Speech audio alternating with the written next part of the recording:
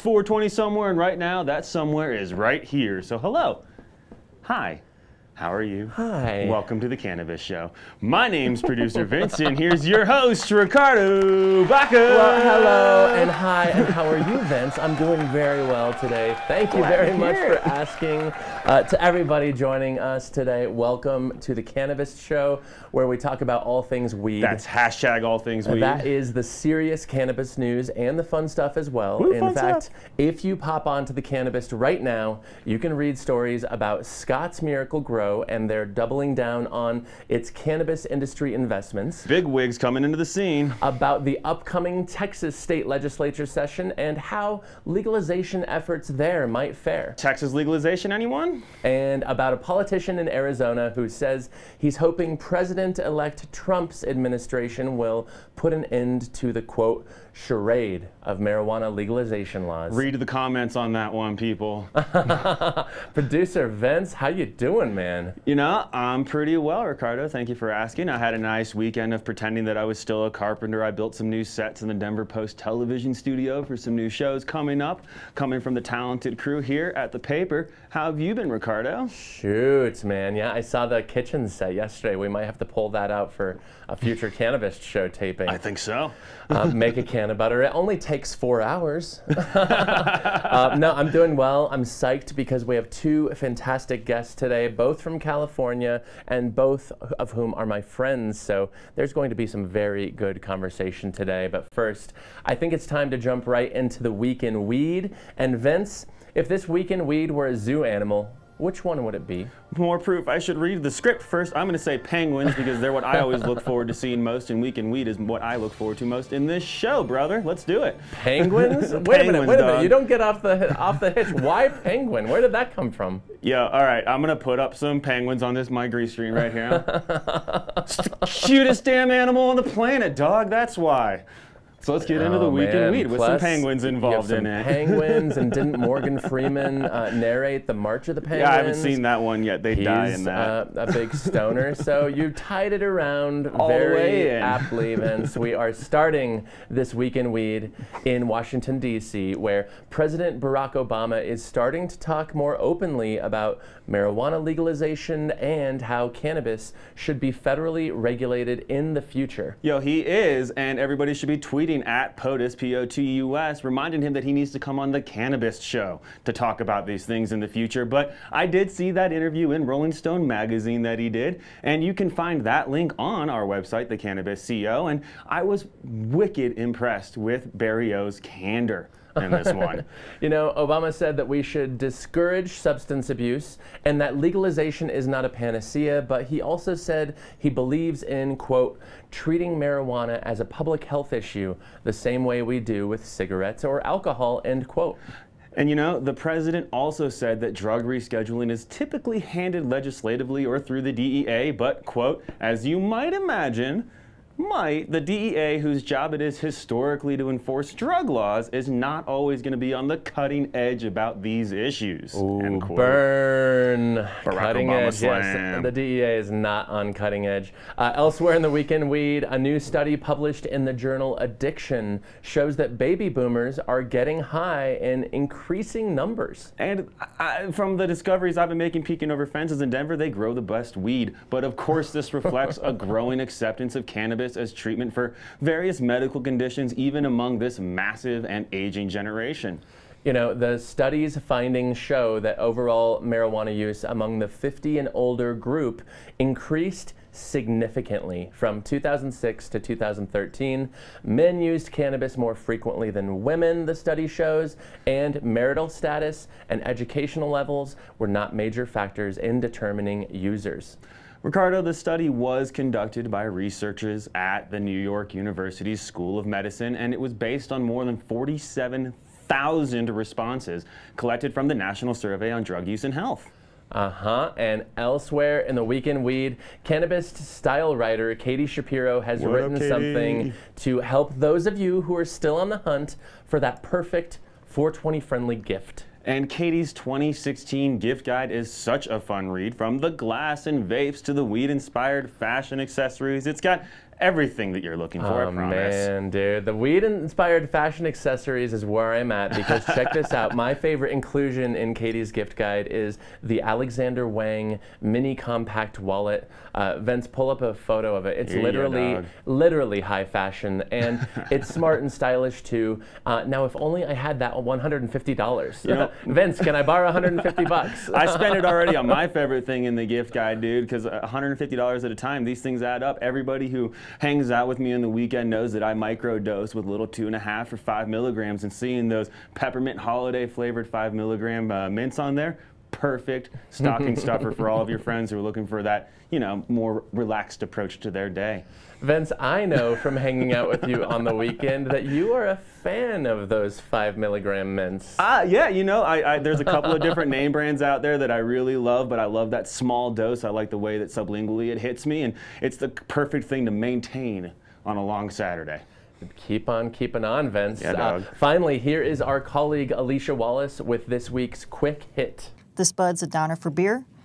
A new research note suggests just that. Legal recreational marijuana could be watering down beer sales in Colorado, Oregon, and Washington state. Beer sales in those 3 states so far this year are underperforming the overall U.S. beer market by 2.6 percentage points, according to an analyst for Cohen & Company, a financial services firm out of New York. Cohen's Vivian Azer cited Nielsen data when she reported that, quote, mainstream beers are the biggest drag, while craft is also slowing. Imports look the most immune. Cohen's conclusions didn't go down easy with everyone. Beer industry analysts cautioned that it's way too early to speculate about legal marijuana's effect on beer sales. Additionally, the Nielsen stats that track scan and point-of-sales data likely are missing transactions at tap rooms, a huge source of revenue for the booming craft beer industry. Or as economist Bart Watson of the Brewers Association puts it, quote, a lot of people are seeing noise and interpreting it as signal.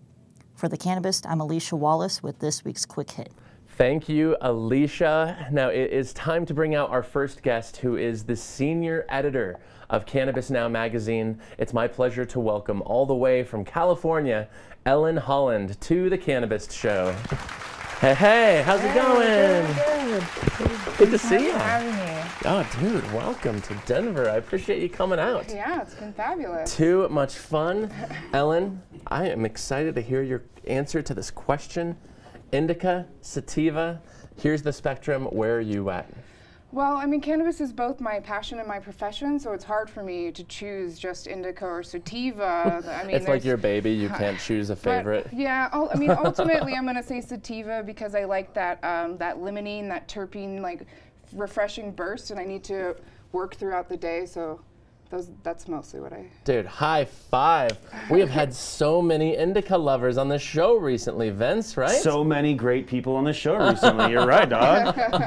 I'm with you. Yeah. I'm with you. And a reader pointed out a couple weeks ago, they're like, why does Baca always seem genuinely surprised when people say that they prefer indica over sativa? But I guess I'm just such a sativa fan that it does surprise me. But props. Yeah. And congrats on the recent promotion, because Thank you. You were just named senior editor at Cannabis Now, and for anybody watching, listening, who's not familiar, check it out, cannabisnow.com. It's a great magazine. But Ellen, you're also co-authoring books with legendary grower Ed Rosenthal. I think you brought one of them up here. Yes. This is the Big Book of Bud's Greatest Hits, which I think is just such a great name. Here, let me see that. I want to know what it's like to work with Ed.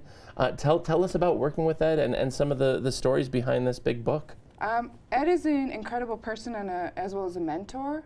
He is always still creating things and working on things. He had a 4 by 8 foot space where he did 30 different strains within that enclosure. 4 by 8 foot, 30 strains. 30 strains, yeah. Huh. And okay. He'll look at things like a plant and he'd say, "Hey, Ellen, what do you think I'm going to get out of this?" And I say, "I don't know." And he says, 4 articles, you know? So he's teaching me how to be a writer as well. And this book is incredible. It's all commercially available. Strains, there's 90 different varieties. We're getting the information straight from the breeders and the growers, which I think is something that Ed has been doing uniquely all these years. And it's just really a great resource for anyone interested in getting started growing and also learning just a little bit more about different things about cannabis. That's an article about mapping the pot pellet. I think terpenes are becoming really important, and people are getting aware of like how different elements shape your high, as opposed to just an indica and a sativa designation. So I think something like this book is really fun for people to and get. Thank goodness we're starting to learn more about it. But the book looks great. Congratulations. You're working on another one with Ed, you were saying? Yeah, we're working on another book. It's called This Bud's For You. We checked with the trademarking office. Seems okay. Seems okay. I feel good about it. Yeah, that one's going to be the newer strains that are coming out on the market, kind of an exploration of that, as well as essays from industry experts. We have Nikki T did one on hash. We did a BHO article. We're doing ones on like new testing that's coming into the space and changing kind of how growers make their strains.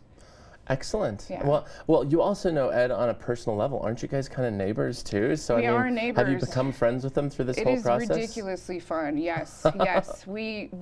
He smokes so tough with me. We go par on par often. Really? Ed loves hash. I love hash. So we have a little hash pipe that we smoke. And Best friends. Yeah. Did you get BFF necklaces yet? Or that's to come.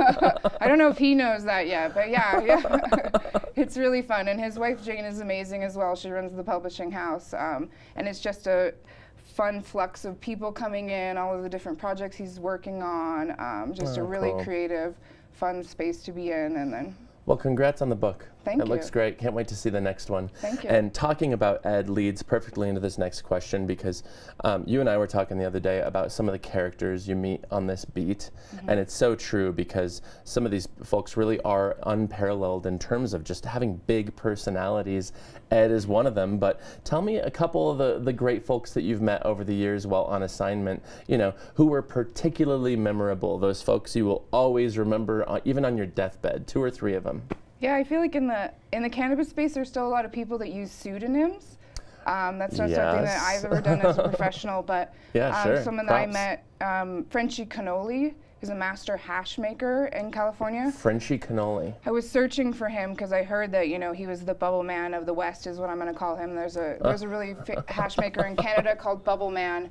So I was searching for Frenchie. I found him in a dab party within a shipping container, which was the only place that you could smoke.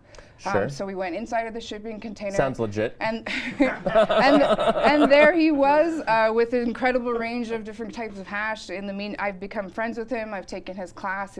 He's offering classes, workshops, which go from like 9 a.m. to 6 p.m. because it's super intense about making ice water hash and like the process that goes behind it.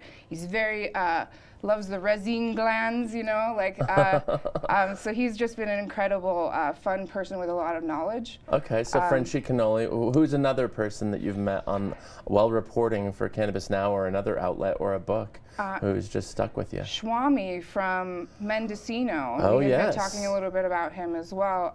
Sure. Him and his partner, Nikki, they are really transparent and open. They've worked with Harborside for a long time as growers, and they are longtime Emerald Cup judges, which means they judge like the outdoor organic huge festival in Northern California that's coming up next week. I went out to their farm in Mendocino. They were dedicating a Hindu temple. So it was a situation where we like woke up at 6 a.m. with the bells and everything and went down to the temple ceremony and did the whole thing. And then afterwards we had lunch, and then it was time that we could smoke. Oh, interesting. Yeah, and our viewers, listeners might be familiar with Swami. He was on an episode of something on Viceland. I know He's been on Viceland, yeah. He's well known from that. Yeah. I drove past his farm when I was up in Mendocino in October, going to a different farm because that's, of course, the land of farms. But he certainly has a reputation and sounds like somebody who really cares about the plant and cares about its cultivation. Yeah, he definitely drips water from the Ganges when he plants it and says, you know, meditative prayers and things like that. And I feel like the spiritual basis that I've learned from him about cannabis and where it could play a role in that regard has been really interesting and fun. Well, I hope he's dripping and getting Ganges water from the north in the Himalayas where it's still clean, whereas it gets really dirty down at Varanasi and past there. I hope he's grabbing it. My mom and I were in Rishikesh a couple years ago in northern India, and you see the Ganges, and if you've ever seen it in Varanasi, you wouldn't even recognize it because it's this stunning blue mountain stream.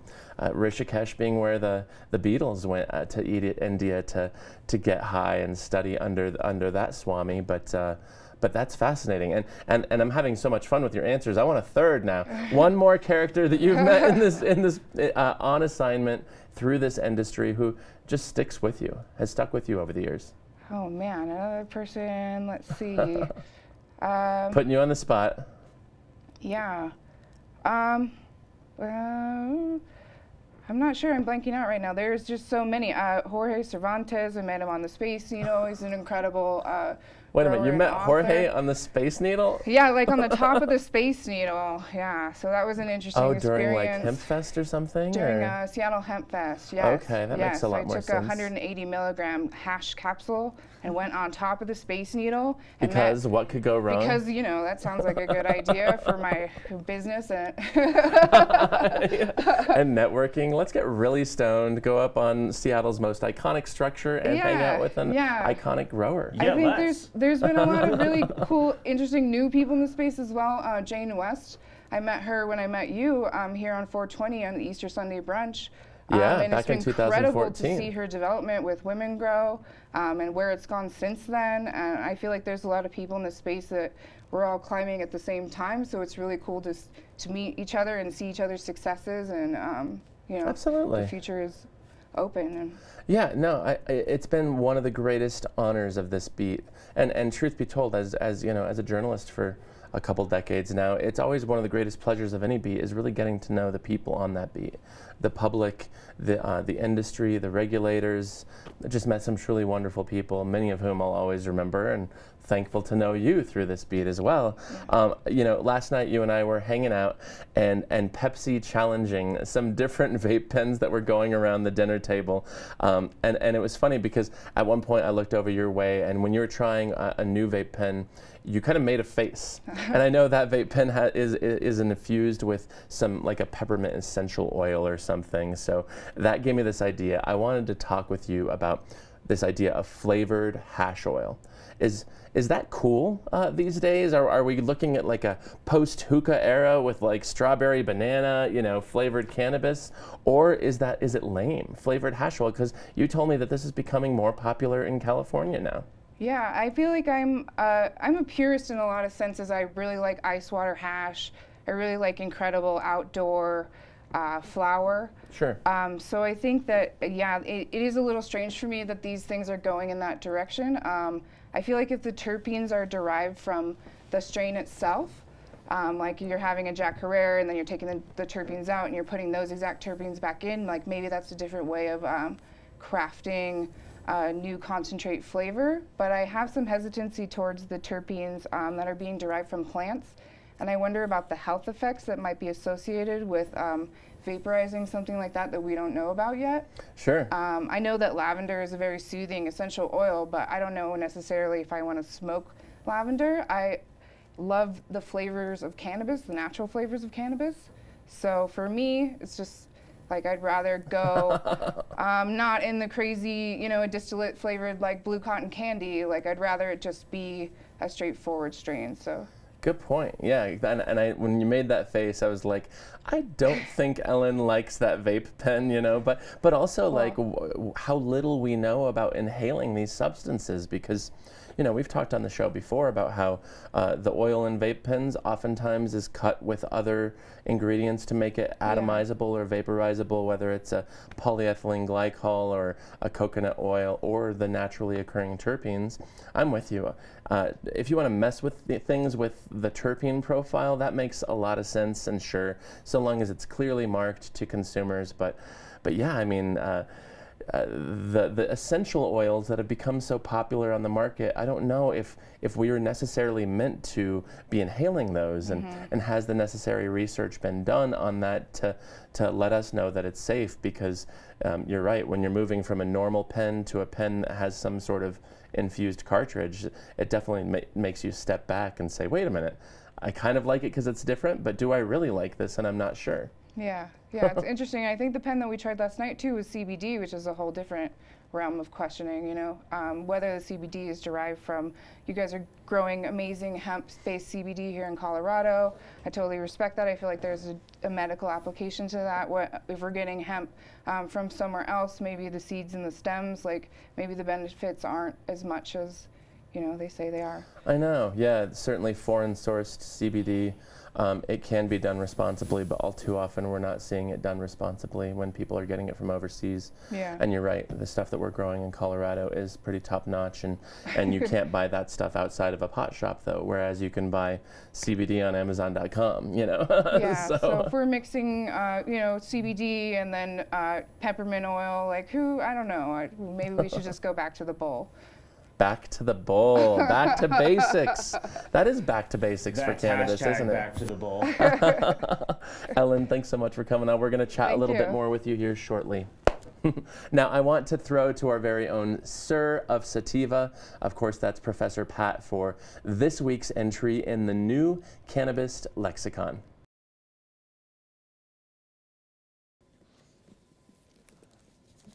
Butter, another term for the opaque form of hash oil. The difference between wax and butter is subtle, but generally butter is a softer, pliable product, like softened butter at room temperature, while wax trends more towards the crumbly side. Quote, "Get a dab and join me on the butter bus." Thank you for that, Professor Pat. Now it is time to bring out our second guest, who represents the other side of the cannabis media equation. Please help me welcome cannabis media relations consultant Jim Walsh to the Cannabis Show. What's up, homie? Ricardo, pleasure. Good to see you, Great to see you, man. How you been? Hey, I've been good. I've been really good. Yeah. It's great having you two on the couch. No, right? The three of us were hanging out. What was it, October in San Francisco? Yeah, just a couple weeks back. Yeah. Thanks for making the trip to New be West here. Summit, I think, right? Yeah, it was during New West, and we went out to the Meadow Party, which Brad and I have talked about on the show, and yeah, good times. Jim, Indica, Sativa, where are you at? You know, I like both. I like micro doses. You know, good for indica for sleeping and sativa for hiking. You know. Oh, tell me more about your microdosing penchant. Well, like Vince, I like the small amounts, like 2.5 milligram, 5 milligram. Sure. That's pretty much in various brands. But I do like the. There's a company in California that I like that makes an all-natural raw cacao. It's called green cacao. It's really good. Oh yeah, you shared some of that with me when I was out there. Yeah. That's a really lovely product. And yeah. And I'd like to talk about that product specifically and others like it later on. Okay, but, cool. But now, Jim, our readers don't know, but I've actually known you for a very long time. Yeah, I think we know each other about almost 14 years, I think. Yeah, and of course it's like email and talk on the phone, but you used to be a music publicist. I used to be a music critic here at the Denver Post, and now you're handling media relations in the cannabis industry. You know, both of those gigs are very cool, obviously. You know, you went from the music industry to the weed industry. Not bad. Well, it's kind of the same thing in a way. Yeah, certainly. They're partners. But I want to know how those roles are similar and how they're different. You know, what you learned here that can be applied there and everything else. Yeah, you know, the music industry was really fun to be a part of. And I still keep great ties with my friends from there. The things that I've learned, I would say probably that are similar. You know, it's all part about getting the story together. You know, for the journalists, and really making sure that we're paying attention to what your needs are, because you're working and you need us, you know, to be considerate of your time.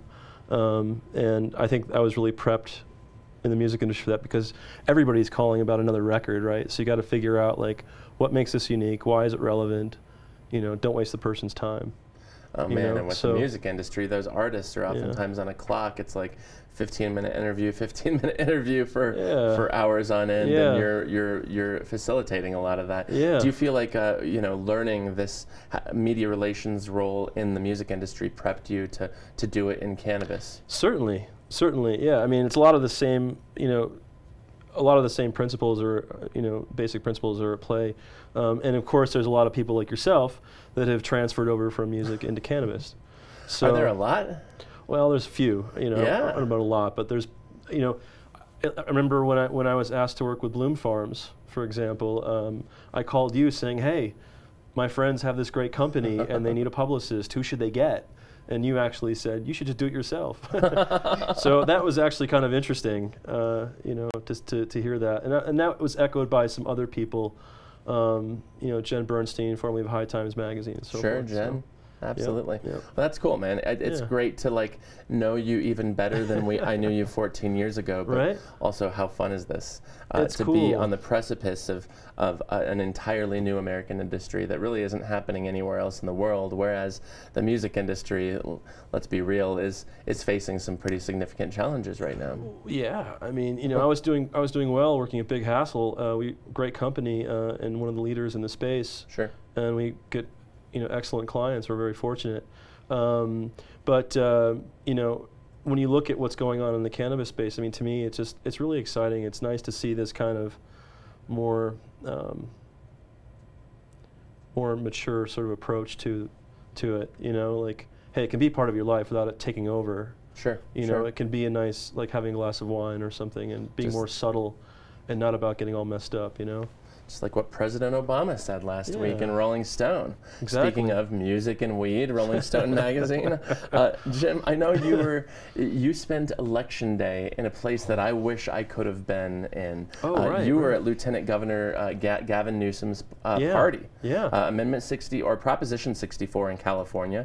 You were at the Lieutenant Governor's party in San Francisco on election night. Of course, weed passed, but then the cannabis industry's preferred presidential candidate didn't pass. So what was the vibe like at the party? Tell us what that party was like. It was mixed. It was mixed because, you know, it was very somber. People there were some people who were very angry and upset about Hillary Clinton, and we actually found out during the party that she was going to lose the election. Sure. But then also, you know, you have Amanda Ryman, whom you both know. From the Drug Policy Alliance. Yeah, Drug Policy Alliance, of course, and she's fantastic, and her colleagues really, you know, got Proposition 64 to happen, along with Nate Bradley and the rest of the crew with the California Cannabis Industry Association and so forth. So on one hand, there was a lot of excitement and for all the work that they've been doing on that, because it's serious, you know, it's real, and they actually pulled it off, made it happen, and but at the same time, again, you know, people are really afraid of what the outcome is going to be like. Sure. You know? Conflicting emotions, and it must have been fascinating to watch those emotions unfold live in a party atmosphere, which watching election results in a party atmosphere always runs the risk of some awkward moments, and it sounds like it got kind of awkward. I mean, everybody was having that experience where on one hand they felt they're in a good space, and other times they felt, you know, this is not good. It was a hell of a feeling, I got to say, actually. Wow. You know, because it was bittersweet. You know, it was like, I think obviously California has been medical for a long time, and now to make it, you know, adult use recreational is, I think, overdue. But you know, it was sad that it had to be paired with the outcome that we faced, because who knows what's going to happen in the cannabis industry now.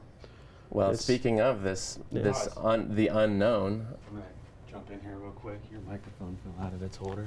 Oh, and no. It's slowly sneaking its way down your shirt. And so if we go tight on Ricardo now and he starts with that well. It's usually what happens with my microphone. We'll have a quick point there. All right. Sorry about that interruption. No, you're quite all right. Thanks, Vince. You good, Katie? Yeah. Okay. Well, speaking about that uncertainty, you know, you and I were just talking the other day, just kind of kicking around about Trump's Attorney General nominee, Jeff Sessions from Alabama. Yeah. I want to bring everybody else into the mix of this conversation because I thought it went into an interesting space because you made me think about a side to this that I hadn't really, but Sessions, he's very anti-weed, of course. We know that. We've talked about it on the show. But he's also turning 70 years old on Christmas Eve. You know, he was in an Alabama high school in the early 60s, so I guess we can kind of imagine what his drug education was like in 1961, 62 in the American South. At the same time, that was a long time ago. We've learned a lot about weed. Why hasn't Sessions come around even the slightest to this idea of legalization? But kind of pick us up. I mean, that's interesting when you think about this man who is about to turn 70, and you think about his own education on this plant. And should we be surprised that he's so anti-marijuana when his education was what it was? Yeah, I mean, you know, imagine growing up in Selma, Alabama in the 60s. I mean, you know, he was born, I think, in 46, so, you know, being 20 years old in 1966 in Alabama. Sure. I mean, his worldview is shaped in such a way that we've progressed so far since then, and he's probably still rooted in that experience, I would imagine. And like everybody else, you know, over the last 80 years that have been hit over the head with the propaganda that cannabis is horrible and dangerous and all of these things, never mind the fact that, you know, you look at what the taxes are like in Colorado and California, you look at the jobs. I mean, I believe I was reading actually on the cannabis, there's about 150,000 jobs in the cannabis industry, which is bigger than GM. Wow. So, you know, not to speculate, but, you know, the opiate use seems to be down in certain areas where it's accessible. Early scientific studies say that it is, and that's a good in medical thing. marijuana states, yeah. And that's a good thing because people are not overdosing to death from cannabis. So, you know, it's fascinating. I hope that I've been seeing in the news a lot of people talking about, speculating about what he's going to do, how he's going to behave, and all these things.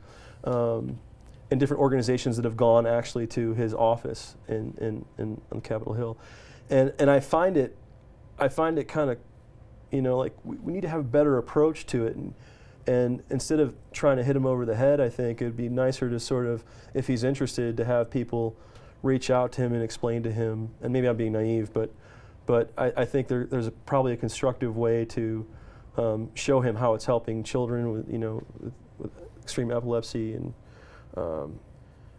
various other issues, you know, and so I think I'm hopeful that Trump will be true to the fact that he said he's going to allow the states to let it play out, but you know, we'll see. I know. I'm hopeful.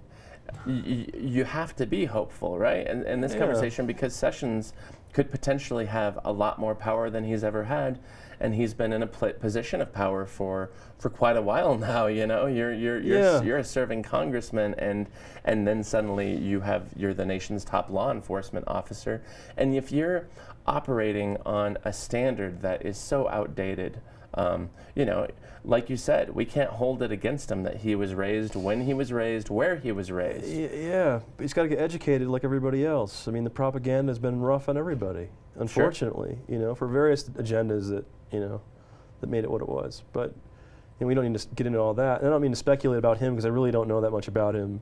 I don't want to offend anybody that may have very strong feelings about him either way. Sure. But I'm hopeful that you know, level heads will prevail, and that the right approach will happen that'll be beneficial for our economy and for those of us that enjoy cannabis.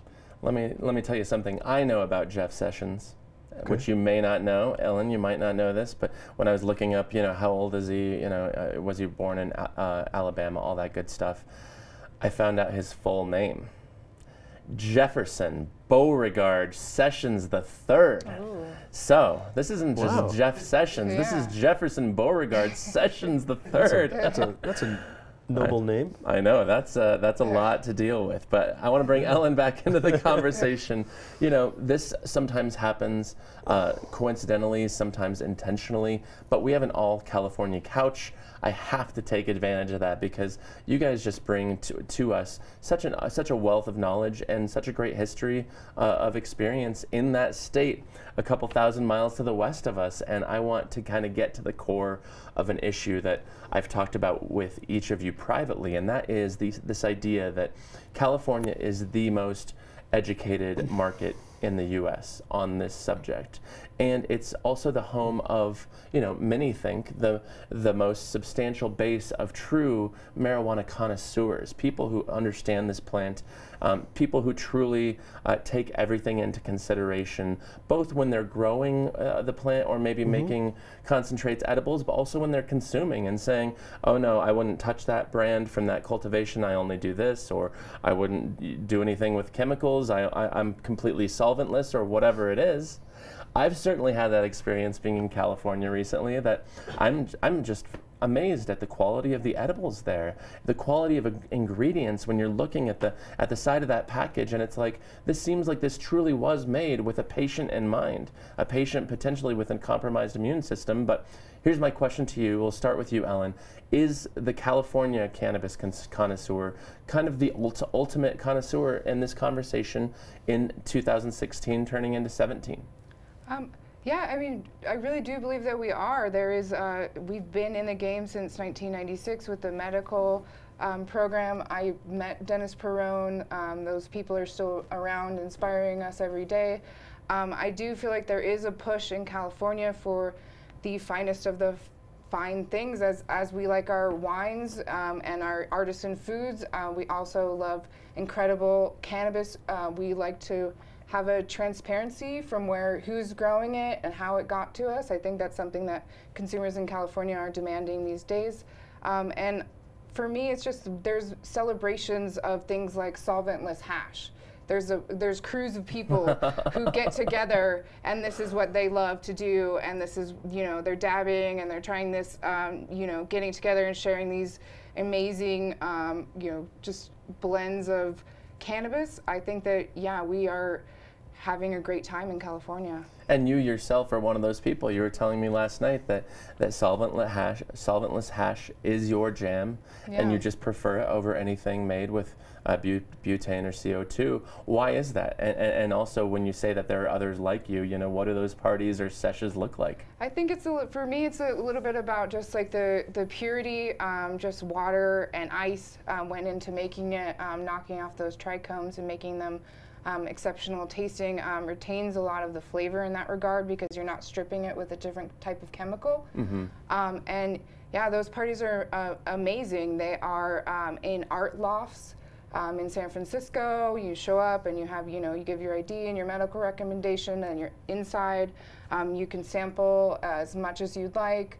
They also have like edibles on the table, things like that. I had an incredible blueberry, strawberry, graham cracker crusted pie on the 4th of July. And yes, please. It felt like so American, you know, like I was like, this is America right here. I'm in San Francisco.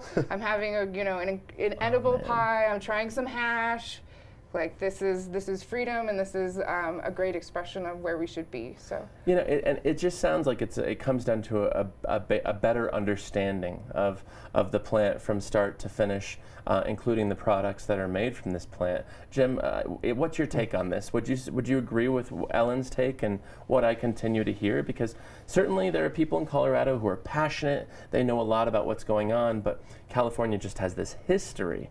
It's been a part of the mainstream conversation there for so long. Yeah. Is this something that you would agree with? Yeah, I would. It's very normalized. Again, like Ellen mentioned, horizontal food and all that kind of stuff. Everybody wants the organic, you know, the creme de la creme of, you know, it's fun to go to the store and try to find like the fancy new, you know, goat sheep cheese that's marinated in garlic, olive oil, and you know, and with cannabis, it's like that yes, too. please. You know? I want that too. Yeah, I know, right? I know. So you know, I do as well.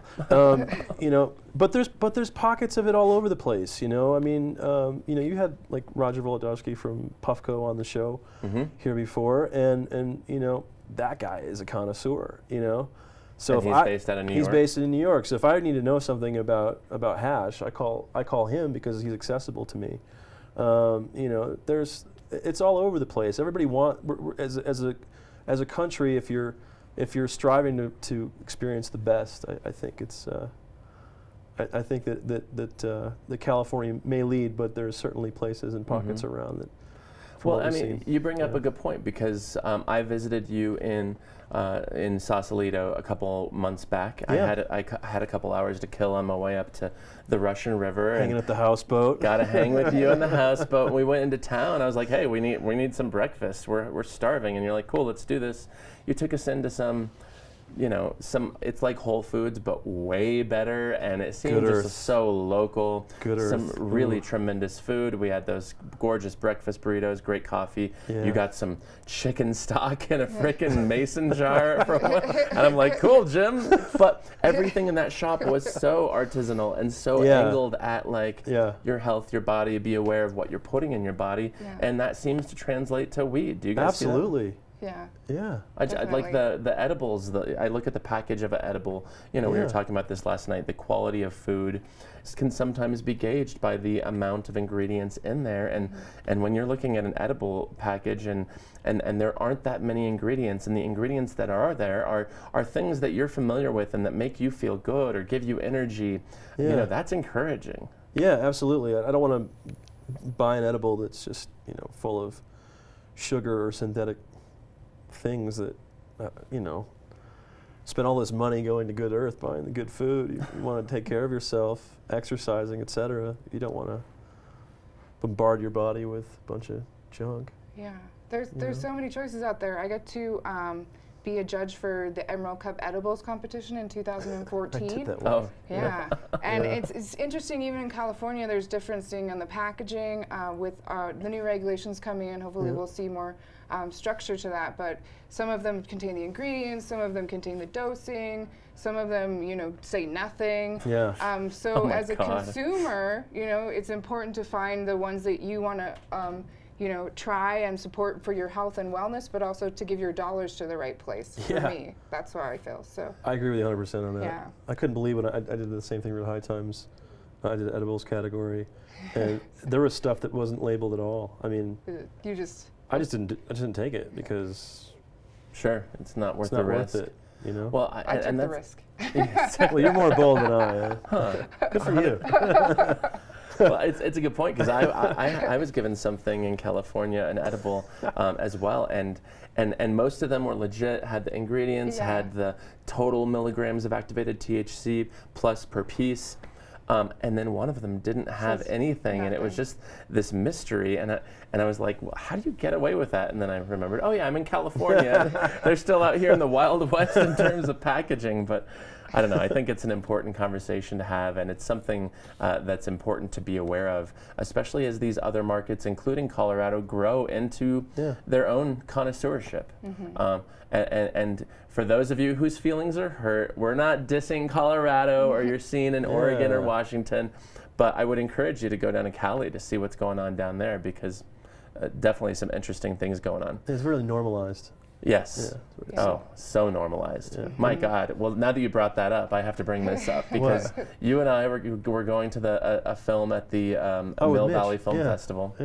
We brought Rolling Papers down there a couple months ago and hanging out with you. And you and me and Mitch, the director of Rolling Papers, were sitting at a bar across the street from a theater. You and Mitch are chatting with the bartender, and this dude next to me just starts talking with me, and oh, what do you do, and what are you here for, and oh, I write about weed, and we're bringing our film here. It's about cannabis journalism. And instantly, he didn't miss a mark. He's like, oh yeah, do you dab?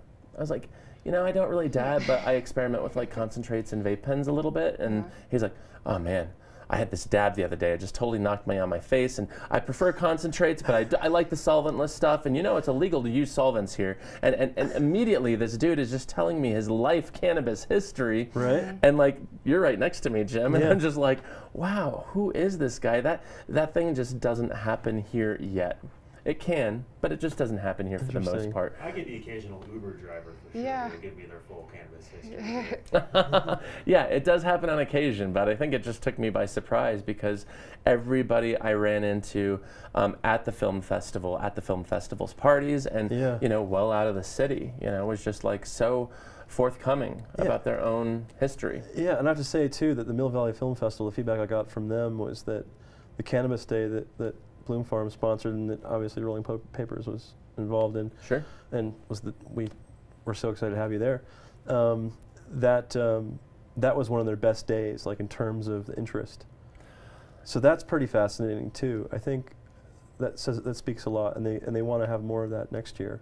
That's cool. So yeah. I heard the same thing from him. Yeah. I think it was really smart and forward-looking. Yeah, it was. To say, hey, here we are, a very well-established, respected film festival here, about a month away from the election, and Yep. we should talk about this subject matter because it's important. Definitely. You guys, it is time for the pot quiz. We are about to test your current events knowledge in the cannabis space, and this week we have something of a geography lesson. There's a bit of a theme. We're going to skip across the United States here, and Ellen, we're starting with you. Rules are basic. If you get the answer wrong, you can steal the point, vice versa. So, Ellen, are you ready? I think so. Okay. What Midwestern state just added post-traumatic stress disorder to its list of medical marijuana qualifying conditions? Name the Midwestern state that just added PTSD to its MMJ qualifying conditions. I think it was Maine? Maine. Maine's your answer? Not in the Midwest, and not the right answer, but for the steal, Minnesota? Minnesota is the ding. Correct. Oh! See, I do read you guys. 30%. Well done, Jim, and we're coming back to you. Again, if you get the answer wrong, you can steal the point. Ellen, here we are. Are you ready? I'm ready. What eastern state announced recently that it will add chronic pain to its list of MMJ qualifying conditions? And New York. New York is correct. Yeah. Wow, impressive. Okay. Thank you. Sweet. Jim pulling out ahead. Sorry, I'm so Ellen, senior editor, you got to pull this up. And here's your chance. Uh-oh. The state of Florida could account for how much of the U.S. medical marijuana market by 2020? A, 8%, B, 12%, C, 14%, D, 18%. I think it is 14? That is a correct answer. Nice. Ellen is on the board. Yeah. Well done. Okay. Jim, final question of the evening. Oh, before we move on, I want to shout out to New York because that's huge. Yeah, You know, it is. that was kind of like down page, but I was like, you guys, I still think the amount of Colorado's, I think we're like 110, 120,000 medical marijuana patients in this state, and roughly, it used to be about 95, 96% of those people were on the registry because of chronic pain. And, you know, that's Yeah. one of the reasons that important. our program has been, you know, ridiculed by some, and it's been praised by some for the same reason, but it's opening that up. And really, chronic pain is one of those things that the Journal of the American Medical Association has come around and said, yes, weed does help with this condition. So props to New York State. That's a game changer for a dispensary system that's kind of plugging along and moving along slowly. It could mean things pick up there pretty soon. I hope so. There's too many people, No. too many people dying from the opiates. Now they just have to let them smoke flower. Yeah, that's going to be a long way in the coming, I think. But Jim, the last question of today's pot quiz. Yes. What U.S. state's strict rules on pesticide testing are hurting the state's marijuana industry? Colorado? No. No. It's actually probably improving it, actually. Helen. Oregon? Oregon is the correct answer. Yes. We ended up with a tie. Oh. Oh man, and you know us, we don't have a tiebreaker question, so you both win. Aw, nice one, Ellen. Excellent work. Well done, too. guys. All California Couch. I appreciate both of you. Great Thanks to for see you, coming Ricardo. on. Ricardo. I want to Pleasure. thank my guests, Ellen Holland and Jim Walsh, but most importantly, thanks to you all for watching and listening to The Cannabis Show. Thanks for reading The Cannabist. I'm Ricardo Baca, joined by producers Vince, Katie, the rest of the crew. Have a great day, everyone, and we'll see you next week. Well done, guys. That was I'm awesome. allowed to lose, I choose to win. I'm all in, I'm calling any posse you'll be raising at the end. I say it again, ain't afraid to get in. I be going for the jackpot with aces in my hand, I'm raw.